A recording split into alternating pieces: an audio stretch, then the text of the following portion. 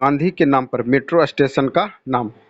प्रधान प्रधानमंत्री नरेंद्र मोदी और मॉरिशस के प्रधानमंत्री प्रविंद कुमार जगन्नाथ ने 20 जनवरी 2022 को संयुक्त रूप से मॉरिशस में सामाजिक आवास इकाई परियोजना का उद्घाटन किया था। इस अवसर पर दोनों देशों के प्रधानमंत्रियों ने दो अन्य परियोजनाओं को वर्चुअल शिलान्यास समारोह में भाग लिया, जिनमें एक अत्याधुनिक सिविल सर्विस कॉलेज और 8 मेगावाट के सौर पीवी फार्म का निर्माण भारत के विकास सहयोग के तहत किया जाना है। इस दौरान मॉरिशस के प्रधानमंत्री प्रविंद कुमार जगन्नाथ ने घोषणा की है, मॉरिशस में अब एक बड़े मेट्रो स्टेशन का नाम भारत के गौरव महात्मा गांधी के नाम पर होगा। कोविड-19 वैक्सीन का स्मारक डाक टिकट। केंद्रीय स्वास्थ्य एवं परिवार कल्याण मंत्री डॉक्टर मनसुख मांडविया ने 16 जनवरी 2022 को भारत के राष्ट्रीय कोविड-19 टीकाकरण कार्यक्रम की पहली वर्षगांठ के अवसर पर कोविड-19 वैक्सीन पर एक स्मारक डाक टिकट जारी किया। भारत ने राष्ट्रीय 19 टीकाकरण कार्यक्रम 16 जनवरी 2021 को शुरू किया था। स्मारक डाक टिकट के डिजाइन में एक स्वास्थ्य कार्यकर्ता को कोविड-19 वैक्सीन के साथ एक वरिष्ठ नागरिक को टीका लगाते हुए दिखाया गया है, जिसमें कोवैक्सीन शीशी की छवि भी है। Pandit Jasraj culture foundation. 28 जनवरी 2022 को दिवंगत भारतीय शास्त्रीय गायक पंडित जसराज की 92वीं जयंती के अवसर पर भारत के प्रधानमंत्री नरेंद्र मोदी ने पंडित जसराज कल्चर फाउंडेशन को लॉन्च किया है। प्रधानमंत्री ने लोगों से भारतीय संगीत को विश्व के समक्ष लाने का आग्रह किया और लोगों ने संगीत पर आधारित स्टार्टअप स्थापित करने पर चर्चा की है। इसके अतिरिक्त प्रधानमंत्री ने सांस्कृतिक फाउंडेशन से भारतीय संगीत के वैश्वीकरण पर ध्यान केंद्रित करने का आग्रह किया है। 17 अगस्त 2022 को न्यू जर्सी में उनका निधन हुआ। पंडित जसराज कल्चरल फाउंडेशन की स्थापना पंडित जसराज के बेटे सारंग देव पंडित और उनकी बेटी दुर्गा जसराज ने की है। 35वां सूरजकुंड अंतर्राष्ट्रीय शिल्प मेला। 19 मार्च 2022 को हरियाणा के राज्यपाल बंडारू दत्तात्रेय और मुख्यमंत्री मनोहर लाल खट्टर ने 35वें सूरजकुंड अंतर्राष्ट्रीय शिल्प मेले का उद्घाटन किया। इस मेले का आयोजन सूरजकुंड मेला प्राधिकरण एवं हरियाणा पर्यटन द्वारा केंद्रीय पर्यटन, कपड़ा, संस्कृति और विदेश मंत्रालय के सहयोग से किया जाता है। इस वर्ष के मेले में उज्बेकिस्तान ने भागीदार राष्ट्र के रूप में भाग लिया।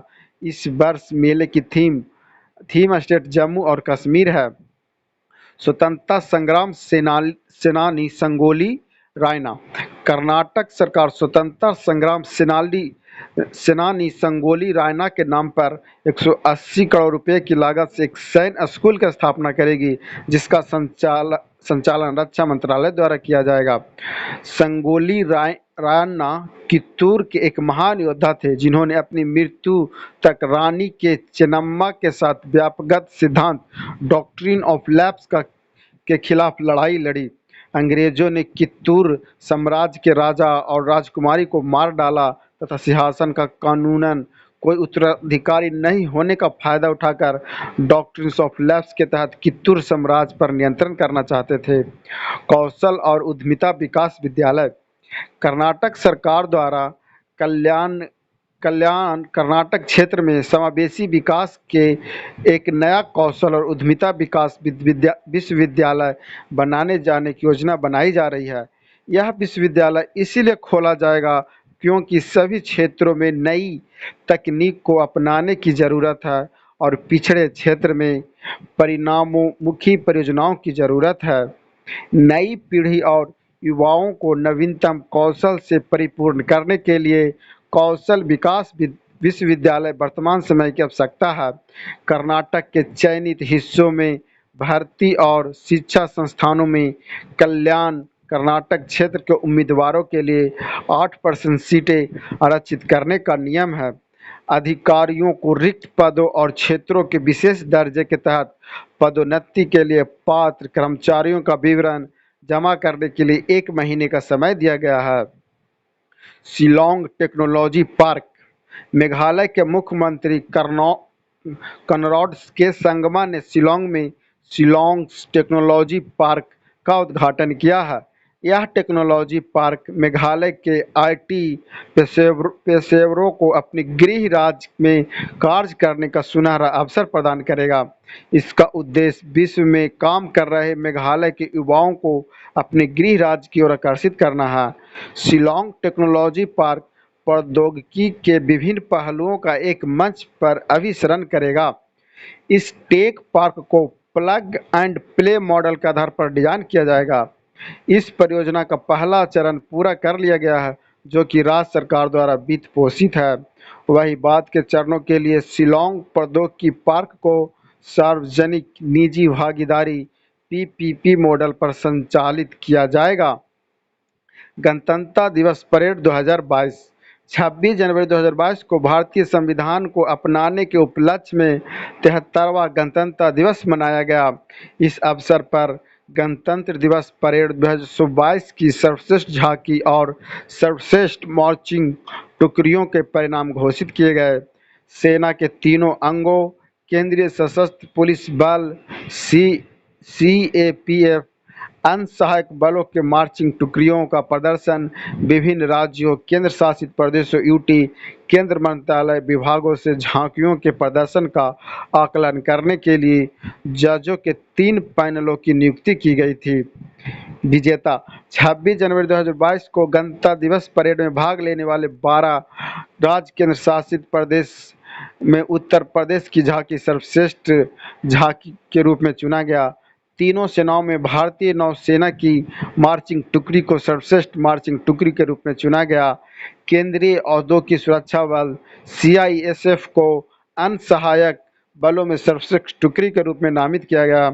केंद्रीय मंत्रालय विभागों की श्रेणी में शिक्षा मंत्रालय और नागरिक उड्डयन मंत्रालय की झांकियों को संयुक्त विजेता के रूप में घोषित किया गया। लोकप्रिय श्रेणियों में राज्यों या संघ शासित क्षेत्रों में महाराष्ट्र को सर्वश्रेष्ठ झांकी के रूप में चुना गया। विश्व का सबसे बड़ा इग्लू कैफे जम्मू कश्मीर के गुलमार्ग में एक इग्लू कैफे खोला गया, जो विश्व का सबसे बड़ा इग्लू कैफे है। इस कैफे के नाम स्नोग्लू, जिसे वसीम शाह ने बनवाया। कश्मीर के गुलमार्ग में बनाए गए इस कैफे का व्यास 44.5 फीट और ऊंचाई 37.5 फीट है। इससे पहले सबसे बड़ा कैफे स्विट्जरलैंड में था। स्विट्जरलैंड का कैफे 33.8 फीट और 42.4 फीट व्यास का है। यह कैफे इस क्षेत्र के प्रमुख पर्यटक आकर्षणों में से एक बन गया है। इस कैफे में 2 खंड है, जिनमें एक खंड कला के लिए और दूसरा बैठने के लिए। Skoch state of governance ranking विश्व 8 मार्च 2022 को भारत के अग्रणी थिंक टेक स्कॉच द्वारा Skoch state of governance ranking जारी की गई। Skoch state of governance report एक वार्षिक रिपोर्ट है जो भारत के विभिन्न राज्यों में परियोजना स्तरीय परिणामों का अध्ययन करती है। इस रैंकिंग में आंध्र प्रदेश सरकार ने एक बार फिर शीर्ष रैंक हासिल किया। इसके बाद पश्चिम बंगाल, उड़ीसा, गुजरात और महाराष्ट्र है। आर्टिफिशियल सलाल कोर्स मध्य प्रदेश के भोपाल शहर में भारत का पहला आर्टिफिशियल सलाल कोर्स बनने जा रहा है। एशियाड व ओलंपिक की तैयारियों के लिए बनाए जा रहे इस कोर्स की लागत 10 से 15 करोड़ तक आएगी। एशियन गेम विश्व 22 का आयोजन 10 से 25 सितंबर के बीच चीन के होंगझोउ शहर में होगा। ओलंपिक, एशियन गेम्स और वर्ल्ड चैंपियन जैसे बड़े आयोजन आर्टिफिशियल सलाल कोर्स पर ही होते हैं। अभी 2 नेचुरल कोर्स ही हैं जो महेश्वर और होशंगाबाद के पास नर्मदा नदी पर बनाए गए। इन्हीं कोर्स पर खिलाड़ी अभ्यास करते हैं। अटल सुरंग 9 फरवरी 2022 को अटल सुरंग के आधिकारिक तौर पर वर्ल्ड बुक ऑफ रिकॉर्ड द्वारा 10,000 फीट से अधिक ऊंचाई पर स्थित विश्व की सबसे लंबी राजमार्ग सुरंग के रूप में प्रमाणित किया गया। World book of records UK का एक संगठन है जो प्रामाणिकता के साथ वैश्विक असाधारण रिकॉर्ड को सूचीबद्ध और सत्यापित करता है।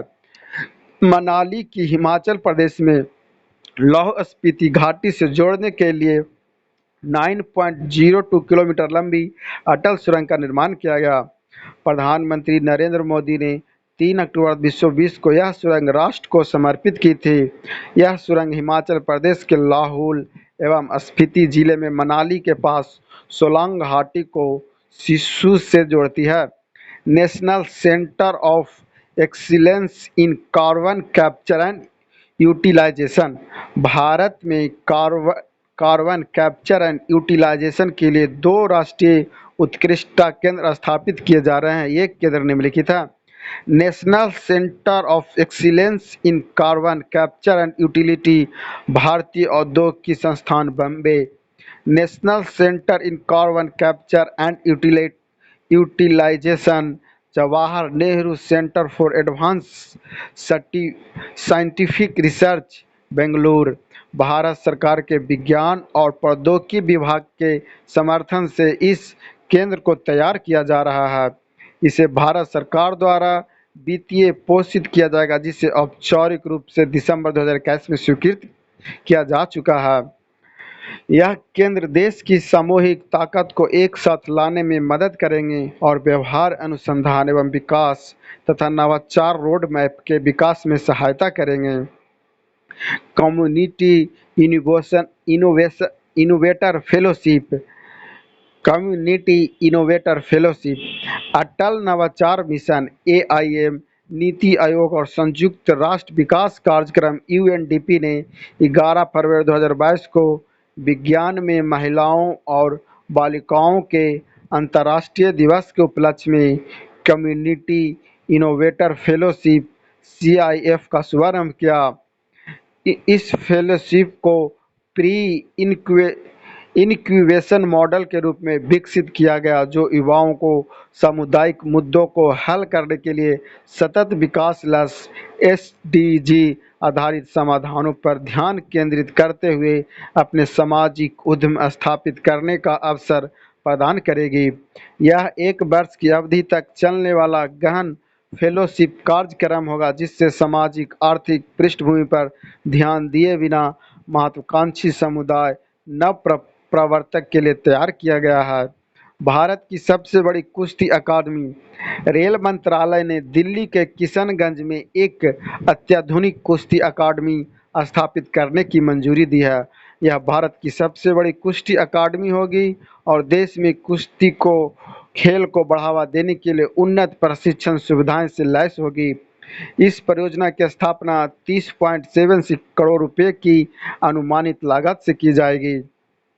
भारत के लिए ओलंपिक की कुश्ती प्रतिस्पर्धा में रेलवे के सुशील कुमार और साक्षी मलिक, रवि कुमार और बजरंग पुनिया ने अधिकांश पदक जीते।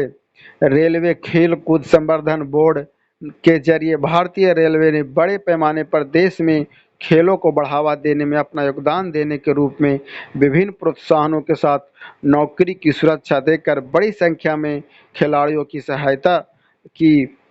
डॉकथॉन 2022, 15 फरवरी 2022 को नारकोटिक्स कंट्रोल ब्यूरो NCB ने साइबर विशेषज्ञों के लिए डार्क वेब गुमनाम बाजारों की पहचान को उजागर करने के लिए प्रभावी समाधान खोजते हुए डॉकथॉन 2022 का आयोजन किया है।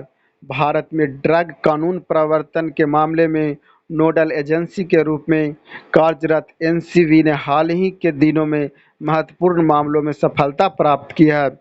डॉकथॉन 2022 में प्रतिभागियों को डार्क वेब क्रॉलिंग के आधार पर सक्रिय नशीली दवा तस्करों तथा उनसे संबंधित नए बाजारों की पहचान करते हुए निष्क्रिय लोगों को रिहा करने और डिजिटल फुटप्रिंटिंग पर दवाओं की बिक्री करने वाले डार्क नेट बाजारों की पहचान कर उन्हें सूचीबद्ध करने का एक समाधान करना है।